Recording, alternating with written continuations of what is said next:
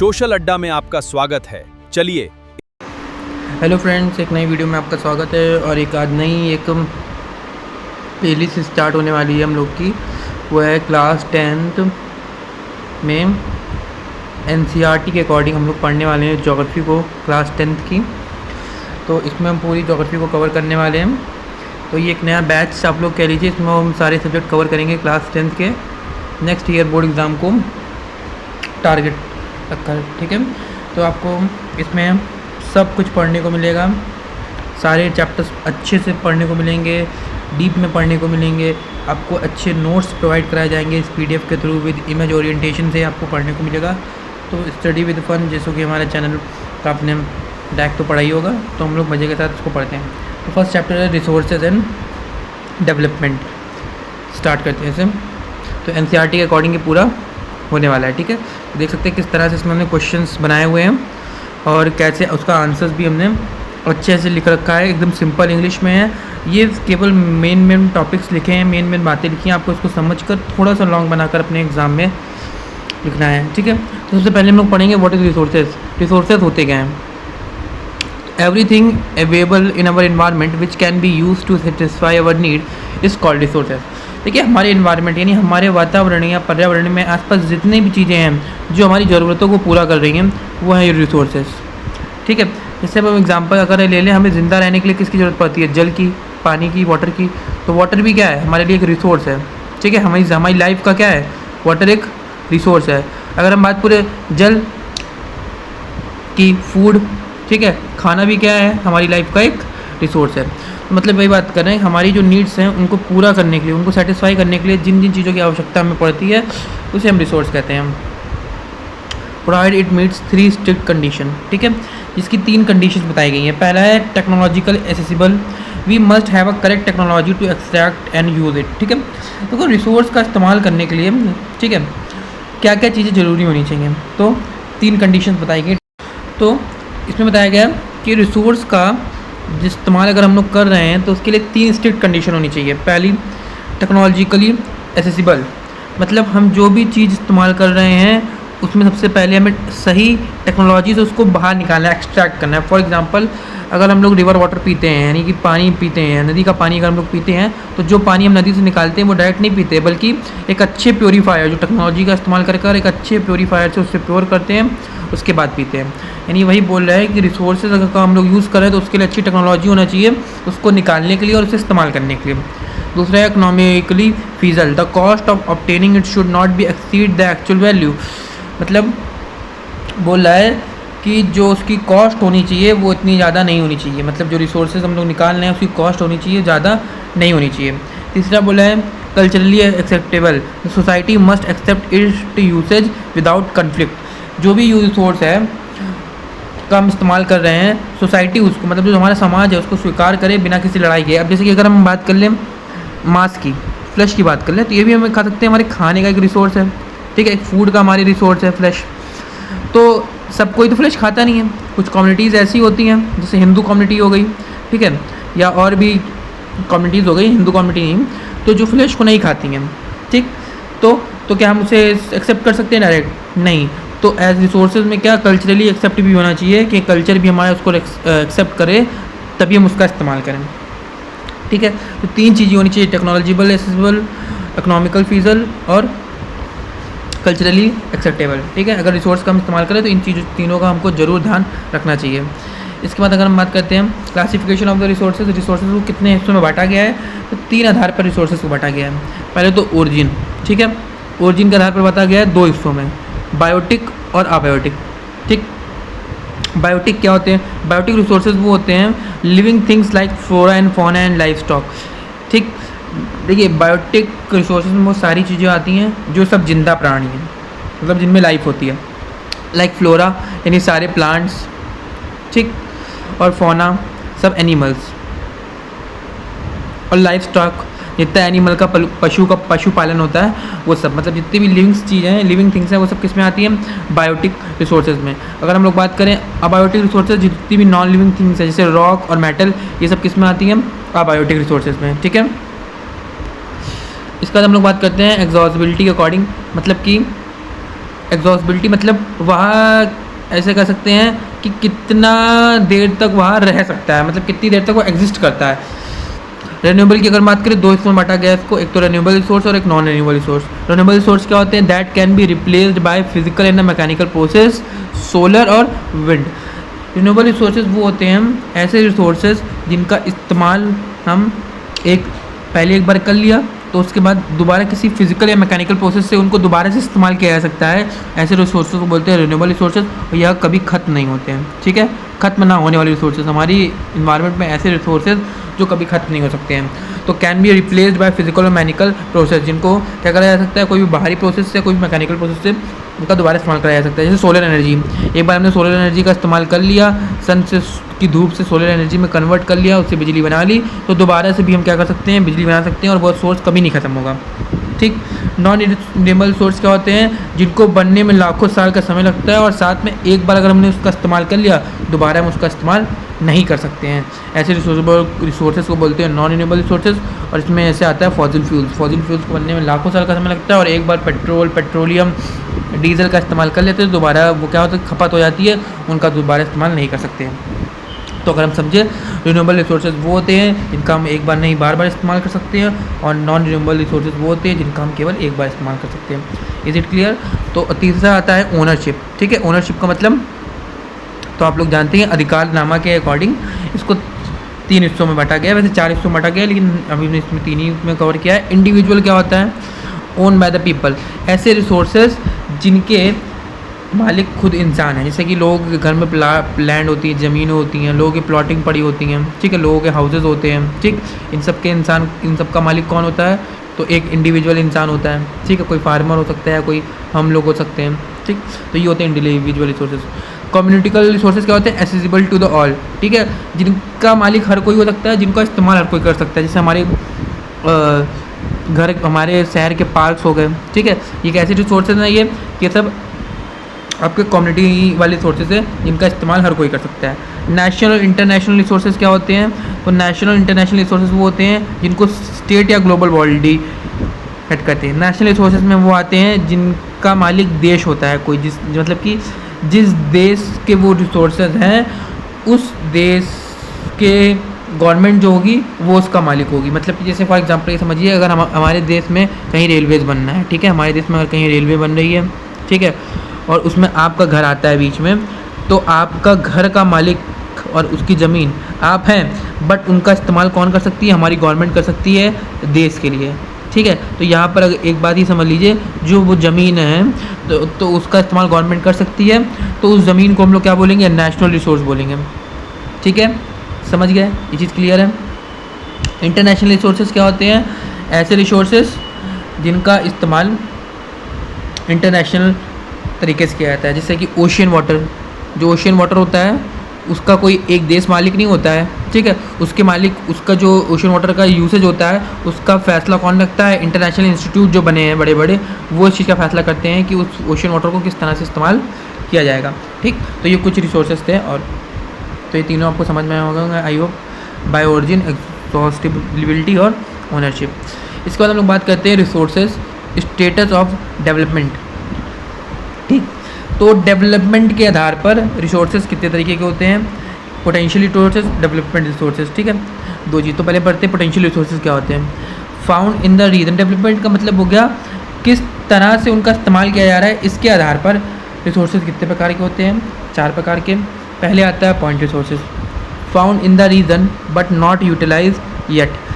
ऐसे रिसोर्सेज जो किसी इलाके में पाए जाते हैं लेकिन उन्हें पूर्ण रूप से यूटिलाइज नहीं किया जाता है, उसको बोलते हैं पोटेंशियल रिसोर्सेज। एग्जांपल जैसे solar wind energy in Rajasthan and Gujarat has a highly potential but is not fully developed. ठीक है, राजस्थान और गुजरात के इलाके में बहुत ही अच्छी मात्रा में सोलर और विंड एनर्जी अवेलेबल है, लेकिन हमारे पास इतनी अच्छी टेक्नोलॉजी नहीं है कि उसको हम निकाल सकें, और जब हम निकाल ही नहीं पाए हैं तो उनका इस्तेमाल भी नहीं किया है। मतलब ऐसे रिसोर्सेज जो अच्छी मात्रा में किसी इलाके में अवेलेबल तो हैं, बट उसको टेक्नोलॉजी की वजह से या किसी पर्सनल रीजन की वजह से इस्तेमाल नहीं कर सकते हैं, ऐसे रिसोर्सेज को बोलते हैं पोटेंशियल रिसोर्सेज। मतलब जो किसी इलाके में पाए तो जाते बट उनको यूटिलाइज नहीं किया जाता है, ठीक है। इस एग्जाम्पल में सोलर और विंड एनर्जी हम लोग राजस्थान गुजरात की देखते हैं, जहाँ पर बहुत ही अच्छी मात्रा में अवेलेबल है, हाईली पोटेंशियल है वहाँ पर, लेकिन उनका इस्तेमाल हम लोग नहीं कर सकते क्योंकि वो फुली डेवलप्ड एरिया नहीं है। आई होप ये समझ में आ गया होगा। अब दूसरे पे हम लोग पढ़ते हैं developed resources which are surveys and their quality and quantity has been determined for the actual utilization. ऐसे रिसोर्सेज जिनका सर्वे किया जाता है और उनकी क्वालिटी और क्वांटिटी को समझा जाता है और फिर उनको आसानी वहीं पर अच्छी तरीके से यूटिलाइज़ किया जाता है, ठीक है। मतलब ये एकदम डेवलप्ड रिसोर्सेज हैं। जैसे किसी एरिया में कितनी वाटर से हमने इलेक्ट्रिसिटी बनाई है, जैसे मान लीजिए हमने किसी एरिया में वाटर से इलेक्ट्रिसिटी बनाई है, ठीक है, हाइड्रो इलेक्ट्रिसिटी वहाँ बनी है, तो पहले उस एरिया का सर्वे किया जाएगा कि वहाँ पर कितने लोग इसका इस्तेमाल करेंगे और उतनी ही क्वांटिटी और उतनी अच्छी क्वालिटी में वहाँ के लोगों को प्रोवाइड कराई जाएगी और उसका इस्तेमाल हो जाएगा। तो ऐसा क्या होगा, वो एरिया डेवलप्ड भी होगा। तो ऐसे रिसोर्सेज को हम लोग बोलते हैं डेवलप्ड रिसोर्सेज, जहाँ पर रिसोर्सेज का सर्वे किया जाए, फिर क्वालिटी और क्वांटिटी के अकॉर्डिंग उस एरिया में उसको इस्तेमाल किया जाए, तो वही होता है डेवलपमेंट रिसोर्सेज। और पोटेंशियल रिसोर्सेज इसका उल्टा होता है, रिसोर्स तो होता है बट उसका यूटिलाइज उसको इस्तेमाल नहीं किया जा सकता है टेक्नोलॉजी की वजह से, अच्छी टेक्नोलॉजी ना होने के कारण, ठीक।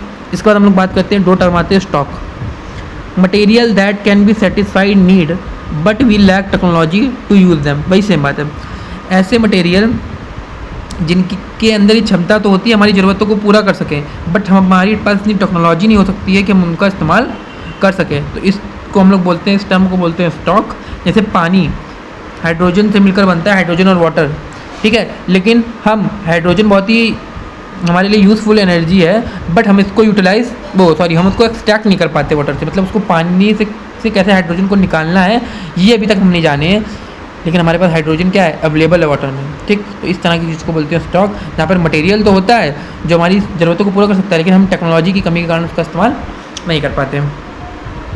फिर आता है रिजर्व, इसका जस्ट उल्टा, subset of stock, we have a technology but we have not starting at using their on large scale, they are safe for a future. देखिए हमारे पास टेक्नोलॉजी भी तो है ना, और उसका हम इस्तेमाल भी करते हैं, ठीक है, उसको बड़े पैमाने में हम इसका इस्तेमाल नहीं करते हैं, इसको बल्कि हम फ्यूचर के लिए बचा के रखते हैं। इस तरह के टर्म को बोलते हैं रिजर्व, ठीक है। मतलब जहाँ पर हमें अपने रिसोर्सेज को बचा कर रखना है, लार्ज स्केल में हमारे पास रिसोर्सेज भी हैं, टेक्नोलॉजी भी है, बट हमें अपने फ्यूचर के लिए इसको बचा कर रखना है, इसको हम लोग बोलते हैं क्या, रिजर्व, ठीक है।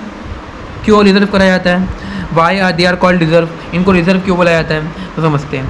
कह रहे reserve are the resources that can be put into use with the help of the existing technology know-how but their use have not been started yet। देखिए रिजर्व एक ऐसे रिसोर्सेज होते हैं, ठीक है, जिनको हमारे पास जो टेक्नोलॉजी है उनके अकॉर्डिंग इस्तेमाल तो कर सकते हैं, बट हम उसको पूरी तरीके से अभी इस्तेमाल करना चालू नहीं करते हैं, ठीक है, बल्कि उसको किस तरह से रखते हैं, बैकअप के लिए, मतलब आगे वाली जनरेशन के लिए बचा के रखते हैं। ऐसे रिसोर्सेज को हम लोग बोलते हैं रिजर्व।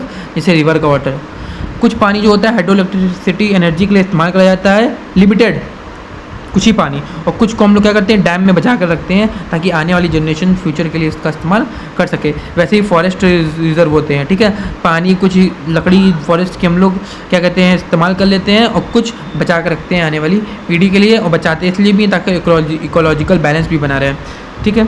ये आपको समझ में आ गया होगा। अब हम लोग बात करते हैं रियो अर्थ समिट 1992। इसको पढ़ने से पहले हम लोग एक टर्म को पढ़ लेते हैं, वो है सस्टेनेबल डेवलपमेंट, ठीक। ये टर्म होता क्या है, देखिए सस्टेनेबल डेवलपमेंट की अगर हम बात करें, हमारे पास जितने भी रिसोर्सेज अभी हम लोगों ने पढ़े उसका जुडिशियस तरीके से इस्तेमाल करना। जुडिशियस तरीके से इस्तेमाल करने का मतलब ये हो गया ना उसको ज़्यादा इस्तेमाल ना करना, ठीक है, क्योंकि कुछ जैसे कि नॉन रिन्यूएबल रिसोर्सेज होते हैं जैसे पेट्रोलियम, उनका अगर हम लोग ज़्यादा इस्तेमाल करेंगे तो एक समय ऐसा आएगा कि हमारे पास जो पेट्रोलियम है वो ख़त्म हो जाएगा, ठीक है। तो उनको हमको किस तरीके से जुडिशियस अच्छी तरीके से इस्तेमाल करना है, ठीक है, बचा कर रखना है। इसी प्रोसेस को हम लोग बोलते हैं सस्टेनेबल डेवलपमेंट, जिससे हमारा इकोलॉजिकल बैलेंस बना रहे, ठीक है। ये चीज़ समझ में आ गई। मतलब हमको रिसोर्सेज को इतना ज़्यादा इस्तेमाल नहीं करना है कि वो एक समय के बाद ख़त्म हो जाए, ठीक है। तो इसीलिए रिसोर्सेज को एक तरह से हम लोग को बचा के रखना है और जुडिशियस तरीके से इस्तेमाल करना है, यही होता है हमारा सस्टेनेबल डेवलपमेंट, ठीक है। इसको करने के लिए रियो में, ब्राज़ील रियो में एक समिट करी गई थी 1992 में। देखिए क्या था, in 1992 more than the 100 head of the state met in the Rio ठीक है। ब्राज़ील की एक स्थान है, मतलब एक जगह है रियो, वहाँ पर 100 से ज़्यादा कंट्री के हेड मिले थे 1992 में for the first international earth summit. यहाँ पर पहली इंटरनेशनल अर्थ समिट करी गई थी, जिसमें क्या करी गई थी, इन्वायरमेंट और डेवलप चैलेंज की चर्चा करी गई थी। मतलब वातावरण और जो हम लोग विकास कर रहे हैं इस चीज़ के विषय में चर्चा करी गई थी। तो इसमें क्या आया था फैसला, देखिए, तो इसमें एजेंडा 21 नाम का एक ग्लोबल एक्शन प्लान लाया गया था। ठीक है, तो ये जो ग्लोबल एक्शन प्लान था ये यूनसेट द्वारा, एक संस्था है उसके द्वारा रिलीज़ किया गया था, जिसका प्राइमरी गोल क्या था, to achieve global sustainable development by the 21st century. 21वीं शताब्दी में हमको कैसे सस्टेनेबल डेवलपमेंट को बना के रखना है, मतलब जो हमारे पास रिसोर्सेज हैं उनको कैसे कम मात्रा में इस्तेमाल करना है, ठीक है, जिससे इकोलॉजिकल बैलेंस बना रहे, ये इनका गोल था। ठीक है, फिर क्या ग्लोबल कोऑपरेशन में क्या देखने को मिलता है, aimed at combining environmental damage, poverty, diseases through the mutual interest and share responsibility. देखिए उनका मेन ये था कि हमको इन्वायरमेंट को खत्म होने से बचाना है, जैसे पेड़ ज़्यादा नहीं काटने हैं, कुछ ही मात्रा में इस्तेमाल करने, तो मतलब इन्वायरमेंट को नष्ट होने से बचाना है, गरीबी को कम करना है और बीमारी को कम करना है आपस में मिलकर। ठीक है, और यहाँ पर लोकल एक्शन क्या लिया गया था, जो मतलब इसका एक्शन क्या था, मेजर ऑब्जेक्टिव जो था, local government should draw its local agenda to solve the ground problem. देखिए यहाँ पर ये कहा गया एजेंडा 21 का काम ये था, पहले तो ये भी समझेंगे कि सस्टेनेबल डेवलपमेंट बना के रखना है, ठीक है, रिसोर्सेज को हमें अच्छे से इस्तेमाल करना है और हमारे को इन्वायरमेंट को बचा के रखना है, ठीक है, इकोनॉमिकल बैलेंस बना के रखना है। तो इसमें ये चीज़ को बताने के लिए एक लोकल एक्शन ये लिया गया था कि जितनी भी लोकल सेल्फ गवर्नमेंट है, जितनी भी छोटी गवर्नमेंट है, वो खुद का एक लोकल एजेंडा 21 लॉन्च करेंगी। अब हम लोग बात करेंगे कि रिसोर्सेज क्यों प्लान करने हैं हम लोग को, ठीक है। तो रिसोर्सेज जाहिर सी बात है, रिसोर्सेज ऐसे तो है नहीं कि हमारे पास कोई चीज़ है तो हम उसको अंधाधुंध इस्तेमाल करें या बिल्कुल ना इस्तेमाल करें, उसको हम लोग प्लान करेंगे। जैसे हमारे घर पे भी अगर हमारे पास बजट है, पैसा आता है, हमारे घर में कोई कमाता है, तो ऐसा तो होता नहीं है कि या तो हम उसको पूरा उड़ा देते हैं या हम लोग खर्च ही नहीं करते हैं। तो एक प्लान बनाते हैं कि हमें इस महीने इतना खर्च करना है, ठीक है, और आगे फ्यूचर के लिए भी तैयारी करते हैं, ठीक है। तो वैसे हमारे पास जो भारत में रिसोर्सेज हैं उनकी कैसे प्लानिंग करी जाए ये बताया गया है। तो India has a enormous diversity in availability of the resources. Bharat में बहुत सारे रिसोर्सेज की कोई कमी नहीं है, मतलब ये बोला गया है बहुत ही विविधता तरीके से भारी मात्रा में रिसोर्सेज है, बस प्लानिंग ज़रूरत है हमारे डेवलपमेंट को बैलेंस करने के लिए। मतलब जो हम विकास करेंगे, देश हमारा जो विकास करेगा उसको बैलेंस करने के लिए हमें एक प्लानिंग बनानी है। जैसे अगर हम लोग बात करें झारखंड और एमपी में, तो यहाँ पे कई सारे मिनरल्स देखने को मिलते हैं, ठीक है, ठीक, बट लैक इंफ्रास्ट्रक्चर। लेकिन यहाँ पर क्या है, इंफ्रास्ट्रक्चर की कमी है, मतलब कि मिनरल्स तो बहुत सारे हैं, आयरन हो गया, एल्युमिनियम हो गया और आपका लाइक गोल्ड सिल्वर सब हो गया, मिनरल्स तो काफ़ी सारे हैं, कोयला ही वो काफ़ी सारा है, बट इतना अच्छा इंफ्रास्ट्रक्चर नहीं है, इतनी अच्छी माइनिंग्स नहीं है जहाँ से खोद के इसलिए निकाला जा सके, ठीक है। तो इसी को हमें प्लान करना है। अरुणाचल प्रदेश में देखते हैं पानी तो बहुत ज़्यादा है लेकिन इकोनॉमिकल डेवलपमेंट की कमी है, ठीक है, पैसे की कमी है अरुणाचल प्रदेश के पास। राजस्थान में हम देखते हैं सोलर और विंड एनर्जी तो बहुत ज़्यादा है लेकिन पानी की तब भी कमी है, ठीक है। लद्दाख में हम देखते हैं यहाँ का कल्चर हेरिटेज बहुत अच्छा है लेकिन तब भी पानी और मिनरल्स की वहाँ पर कमी है। तो इसको यही चीज़ है कि हमारे पास हर जगह अलग अलग प्रकार के रिसोर्सेज हैं बट हर जगह कहीं ना कहीं किसी चीज़ की कमी है। तो इन चीज़ को कैसे बैलेंस करना है ये चीज़ हम लोग समझते हैं रिसोर्सेज प्लानिंग में। तो इसको 3 स्टेज में करते हैं। सबसे पहले इसमें आता है आइडेंटिफिकेशन, सर्वे करिए, मैपिंग करिए और क्वालिटी और क्वांटिटी को समझिए किसी एरिया की, ठीक है, उस इलाके में, मतलब उस इलाके का सर्वे करिए, वहाँ पर मैपिंग कीजिए, वहाँ पर कौन कौन से रिसोर्सेज अवेलेबल हैं, ठीक है, और क्या लोगों की ज़रूरत है इसको समझिए, ठीक। उसके बाद है involving structure, developing a structure with appropriate technology, skill and institutional setup to implement the plan. देखिए एक जगह पर अगर हम लोग सर्वे करते हैं तो 2 चीज़ होती हैं, एक तो वहाँ किस तरह के रिसोर्सेज पाए जाते हैं, ठीक, और दूसरी चीज़ें हम समझते हैं कि वहाँ के लोगों की क्या नीड है। सर्वे में हमें इसे समझना है। जब हम ये चीज़ समझ लेंगे उसके बाद इन्वॉल्विंग स्ट्रक्चर, एक स्ट्रक्चर तैयार करेंगे जो वहाँ के रिसोर्सेज हैं अच्छी टेक्नोलॉजी के साथ उनको एक्सट्रैक्ट करेंगे, निकालेंगे, अच्छे स्किल वर्कर का इस्तेमाल करेंगे, वहाँ पर इंस्टीट्यूट उस चीज़ के डेवलप करेंगे, वहाँ पर उस चीज़ की फैक्ट्रियाँ बनाएंगे, लोग वहाँ की स्किल सीखेंगे और वहाँ पर फिर सामान तैयार करेंगे। तो सबसे पहले क्या सीखा हमने कि वहाँ पर पहली चीज़ गवर्नमेंट क्या चीज़ है, सर्वे करना, दूसरा एक अच्छा स्ट्रक्चर तैयार करना और तीसरे नंबर पे आता है matching goal, matching the resources development plan and overall the national development plan for a synergy.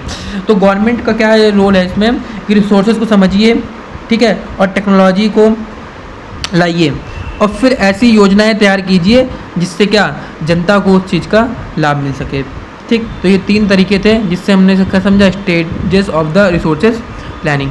ठीक, इसके बाद यही चीज़ हम लोग को देखने को मिलती है फर्स्ट ईयर प्लान में। ठीक है, आज़ादी के बाद जब कांग्रेस की सरकार ने पहला ईयर प्लान लॉन्च किया था रिसोर्सेज प्लानिंग को समझकर, तो क्या देखने को मिला। देखो, resources planning is not just a having resources. Resources planning का मतलब ये नहीं है कि हमारे पास कितने रिसोर्सेज हैं, बल्कि it acquire the economical planning to convert into the wealth. ठीक है, हमारे पास रिसोर्सेज तो बहुत सारे हैं, जैसे मान लीजिए हमारे पास लोहा तो बहुत सारा है, लेकिन हम इस लोहा का क्या करें जब तक इस लोहे से पैसा ना बने। तो क्या करेंगे हम, रिसोर्सेज जो हमारे पास उसको प्लान करेंगे, एक अच्छी इंडस्ट्री बनाएंगे। ठीक है, उसके बाद लेबर्स रखेंगे वहाँ पर स्किल्ड, और उसके बाद उसको एक्सट्रैक्ट करा जाएगा और फिर मार्केट में बेचा जाएगा। तो रिसोर्सेज प्लानिंग क्या है, रिसोर्सेज प्लानिंग नॉट ओनली है रिसोर्सेज प्लानिंग, बल्कि इकोनॉमिकल प्लानिंग भी है, कैसे उस रिसोर्स को हमको वेल्थ में कन्वर्ट करना है। India made concerted effort for achieving the goal of the resources planning right from the first year plan launch after independent. इसमें बताया गया कि कैसे इंडिया ने एक रिसोर्सेज प्लानिंग कर आज़ादी के बाद फर्स्ट 5 ईयर प्लान से कितना अच्छा इकोनॉमिकल बूस्ट प्राप्त किया था। मतलब कि कितनी भारत कितना इकोनॉमिकली कितना सही हुआ था आज़ादी के बाद की कंडीशन में, जब फर्स्ट 5 ईयर प्लान में रिसोर्सेज प्लानिंग करी गई थी। ठीक है, इसके बाद हम लोग पढ़ते हैं क्या है कंजर्वेशन की एक फ़िलासफ़ी, बचाने की फ़िलासफ़ी जो महात्मा गांधी ने दी है। There is a enough for everybody need but not for body greed. देखिए, हमारे पास इतनी अच्छी मात्रा है कि सबकी ज़रूरतें पूरी करी जाएँ। ठीक है, लेकिन किसी इंसान के लालच को पूरी करने के लिए हमारे पास रिसोर्सेज नहीं है। गांधी जी ने कहा है कि हमारे पास जो रिसोर्सेज हैं उससे हम अपनी ज़रूरतें, अपनी नीड तो पूरी कर सकते हैं, लेकिन अपनी ग्रीड पूरी नहीं कर सकते, मतलब अपनी लालच नहीं पूरी कर सकते हैं। ठीक है, तो ये महात्मा गांधी का बहुत ही अच्छा क्वाइट है। ठीक, जिसमें गांधी जी ब्लेम करते हैं ग्रीडी और सेल्फिश लोगों को। ठीक है, कि कैसे उन्होंने मॉडर्न टेक्नोलॉजी का सहारा लेकर नेचर को बर्बाद करा है। ठीक है, और हमारे रिसोर्सेज को कैसे डिप्लीट करा है, ग्लोबल लेवल में कम किया है। ठीक है, तो उन्होंने एक कहने का मतलब ये है कि जितना हमारे पास रिसोर्सेज है उतने का ही इस्तेमाल करिए। ठीक है, हमें लालच में ज़्यादा कुछ नहीं करना चाहिए जिससे हमारा रिसोर्सेज घटे। जैसे फॉर एग्जांपल कि इंसान पेड़ काटता है, ठीक, पेड़ काटता है, पेड़ लगाता तो है नहीं, काटता है। तो हमारे पास जितने ही हमें उतने ही पेड़ काटने चाहिए जितनी हमें ज़रूरतें हैं, बल्कि लालच के लिए कुछ लोग क्या करते हैं, ज़्यादा पेड़ काट लेते हैं। तो हमें उस तरह से पेड़ काट कर इन्वायरमेंट को नुकसान नहीं पहुंचाना है। मतलब हमें उतना ही रिसोर्स इस्तेमाल करना है जितनी हमारी ज़रूरतें हैं, बल्कि उससे कम ही, बल्कि अपने लालच चक्कर में ज़्यादा रिसोर्स का इस्तेमाल नहीं करना है जिससे हमारे नेचर को प्रॉब्लम हो। तो ये गांधी जी की फिलॉसफी थी, कंजर्वेशन में रिसोर्सेज बचाने की बात करते हैं। तो कंजर्वेशन ऑफ द रिसोर्सेज, हमें रिसोर्सेज को बताना है, ये बताया गया है। ठीक है, इरेशनल कंजप्शन, बेफालतू का इस्तेमाल करना या ओवर यूटिलाइज करना रिसोर्सेज को क्या कर सकता है, हमारी सोशल, इकोनॉमिकल और इन्वायरमेंट प्रॉब्लम क्रिएट कर सकता है। ठीक है, अगर हम किसी अपने रिसोर्सेज को बहुत ज़्यादा इस्तेमाल कर लेते हैं तो उससे हमारी सोशल इकोनॉमिकल प्रॉब्लम हो सकती हैं, हमें सामाजिक और आर्थिक दोनों प्रॉब्लम हो सकती है, और साथ में इन्वायरमेंट प्रॉब्लम देखने को मिलेंगी। अगर हम ज़्यादा पेड़ काट देंगे तो हमें ऑक्सीजन नहीं मिलेगी, जिससे इन्वायरमेंटल प्रॉब्लम देखने को मिलेंगी। और अगर हम ज़्यादा पेट्रोलियम का इस्तेमाल कर लेंगे तो क्या होगा, इकोनॉमिकल प्रॉब्लम देखने को हमें मिलेंगी, क्योंकि उस समय बाद पेट्रोल ख़त्म हो सकता है। तो टू ओवरकम दिस, इन सबसे से बचने के लिए कंजर्वेशन बहुत ज़रूरी है, मतलब कि बचाव बहुत ज़रूरी है, जिसमें सबसे पहले हम लोग देखते हैं सस्टेनेबल यूज़। ठीक है, जुडिशियस मात्रा में हमें इस्तेमाल करना चाहिए। Utilize resources at the rate they can replenish, उतने ही रिसोर्सेज का इस्तेमाल करना चाहिए जो दोबारा से बने सकें। ठीक है, द 3R रूल इस्तेमाल करना चाहिए। रीयूड्यूस, जो हमारा इस्तेमाल है उसे थोड़ा सा कम करना चाहिए। रीयूज़, जो इस्तेमाल हो गया है उसको दोबारा से इस्तेमाल करना चाहिए। और रिसाइकल, एक बार जो इस्तेमाल हो गया है जो सामान उसको फेंकना नहीं चाहिए, बल्कि उससे फिर से नया बनाना चाहिए और फिर उसे इस्तेमाल करना चाहिए। तो ये 3 जो R रूल्स हैं वो कंजर्वेशन में आते हैं। और तीसरा है फ्यूचर फोकस, जो महात्मा गांधी का आइडिया था, production by the mass instead of the mass production. ठीक है, जनता से प्रोडक्शन हो, ना कि बड़े पैमाने में प्रोडक्शन हो। देखिए इसका मतलब क्या है, स्टेटमेंट का मतलब ये है, गांधी जी इसमें ये कहना चाह रहे हैं मास। ठीक है, मास का मतलब मुझे जनता से कर रहे हैं, लोगों से कर रहे हैं कि लोगों द्वारा प्रोडक्शन हो। मतलब कि लोग यहाँ पर कॉटेज इंडस्ट्री को प्रमोट करते हुए बोलते हैं कि छोटे छोटे स्तर पर लोग अपने घरों पे या छोटी छोटी फैक्ट्रियों के स्तर पर सामान बनाएं। इससे फ़ायदा ये होगा कि हर इंसान के पास पैसा आएगा। ठीक है, और मास प्रोडक्शन का मतलब है एक बड़ी फैक्ट्री में नहीं होना चाहिए यहाँ पर, बल्कि लोग लेबर की तरीके काम करते हैं और पैसा किसके पास जाता है, इसके ओनर के पास। तो गांधी जी यहाँ पर ये बताने की कोशिश करते हैं कि हमको जो प्रोडक्शन करना चाहिए बड़े पैमाने पर नहीं, बल्कि छोटे छोटे पैमाने पर क्या कहते हैं प्रोडक्शन करना चाहिए जिससे कॉटेज इंडस्ट्रीज़ प्रमोट हो सके। ठीक है, तो गांधी जी का ये आइडिया था उस टाइम का। तो ये हमारे चैप्टर का हाफ पार्ट है, कंजर्वेशन ऑफ रिसोर्सेज तक खत्म हो गया। इसके बाद का अगला पार्ट हम लोग नेक्स्ट वीडियो में करेंगे। Thanks for watching. अगर इससे रिलेटेड आपके पास कोई भी क्वेश्चन है तो आप डाउट कमेंट में पूछ सकते हैं। अगर वीडियो पसंद आए तो चैनल को लाइक करिए एंड सब्सक्राइब करें। मिलते हैं अगली वीडियो में।